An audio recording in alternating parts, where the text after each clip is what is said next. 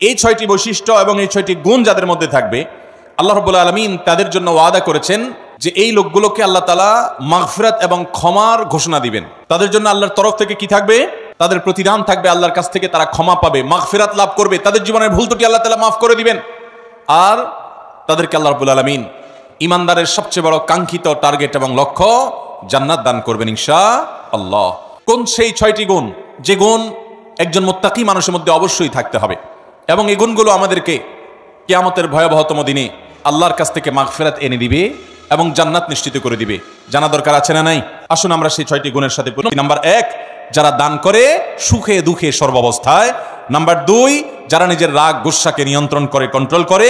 Number 3, যারা মানুষকে ক্ষমা করে। নাম্বার 4, যারা মানুষের প্রতি ইহসান করে এবং যে কোনো ভালো কাজ সে করার চেষ্টা করে। নাম্বার 5, কোনো অশ্লীল কাজ করলে, কোনো গুনাহের কাজ করলে, নিজের প্রতি নিজে জুলুম অবিচার করে ফেললে সাথে সাথে আল্লাহর কথা স্মরণ হওয়ার সাথে সাথে সে ক্ষমা চায়, মাপ চায়, ফিরে আসে।